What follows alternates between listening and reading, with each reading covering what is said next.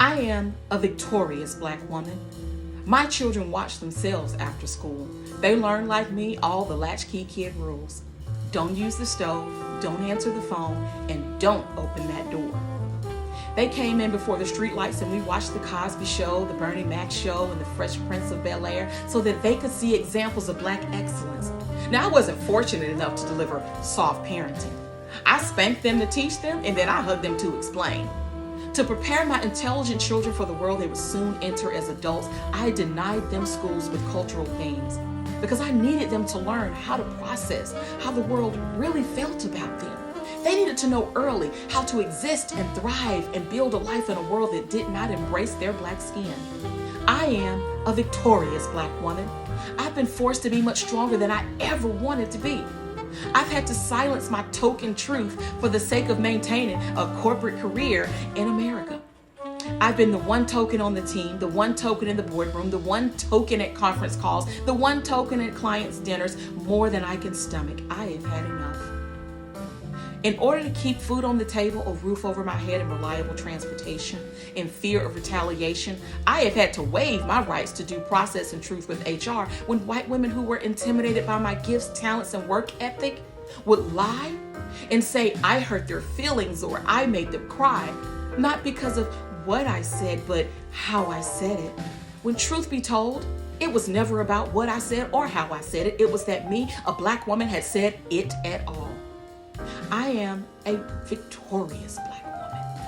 After working hard to build and earn a career, I would always be the one token on the team. And despite my proven performance time and time again and squeaky clean resume, I would always be laid off first.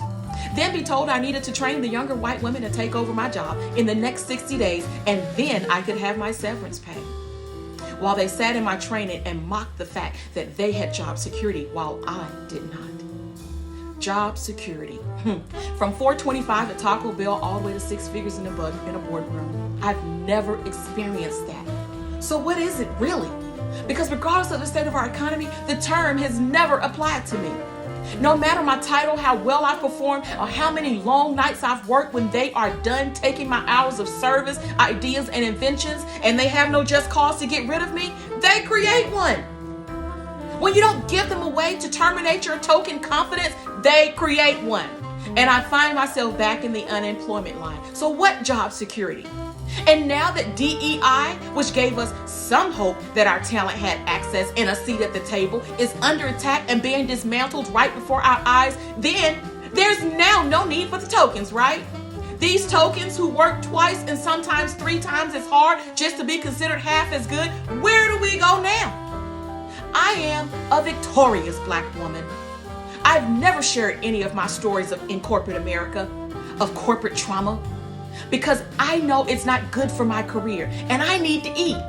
I was taught to stay under the radar. To open my mouth is career suicide, right?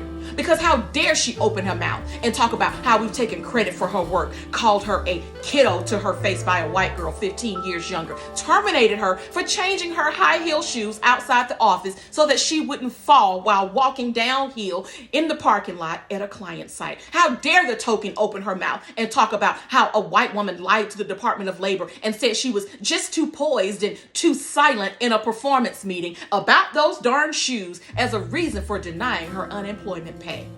How dare this token tell anyone how we caught her red-handed speaking to an excited Black male about his new job offer and then terminated her 10 minutes later. It's her fault for forgetting that they can't congregate, right? How dare this token of a Black woman open her mouth and tell people how we sent her home for the day, and when she returned the next morning for work, we locked her out the office and threw her belongings from her desk at her out the front door. How dare she tell anyone about us scolding her for being out of office for 1 week to care for her sick child in the hospital, and then when she contracted the virus and came to the office with a fever to clock in and save her job, we still terminated her for poor attendance. I am a victorious Black woman. I love deep and I love hard. I love cultural diversity. I love to nurture humanity. But in return, yes, I'm referring to every other race with a pale face and silky hair, have demanded my silence and for me to renounce my confidence while swinging their straight hair in my face. But instead, I've held my head high while swallowing my tears in meetings after being insulted in more ways than you can count. I've snatched out fresh braids and damaged my curl patterns for years with perms and weaves after an unexpected interview is scheduled just to be seen as non-threatening, tamed, and polished enough to fit in. I've bit my tongue after microaggressions so much that I've cut a groove deeper than my soul. I am a victorious Black woman. But just like mama, auntie, grandma, and them at 46 years old and after 46 years of Black woman trauma, doctors discovered my uterus swollen 10 times to the decimal larger than a normal uterus. And after removing over 35 fibroid tumors, they were ready to burst from my uterus. Dr. T announces, "Girl, you've broken my 20-year career record." This was the largest I've ever seen or removed. After my recovery, I went back to work.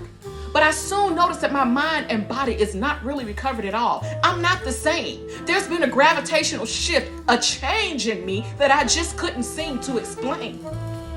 And after a week and a half, I turned in my 2-week notice to resign due to health issues. And the first response they give me was, "Well, can you stay a little while longer?" Did they not hear me? Just tell me, "Sir, madam, how much longer would you like me to bleed?" I am a victorious Black woman.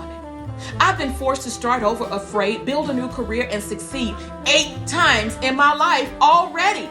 Hairstylist, dances, customer service, customer director, 7-time author, YouTube show host, jewelry designer, and now she's a commercial truck driver. Aha! I am a victorious Black woman. And they say, "Girl, what else are you going to do?" Like I'm unstable or something. But the reality is I can do all this because when God created me, He created me in His image, a polymath. I've got more gifts and talents than I can count myself. You cannot put me in a box. You step on me and I'll rise. You spit your lies on me and I'll tune them out. You can count me out and take my pay, and God will always show me how to create another way.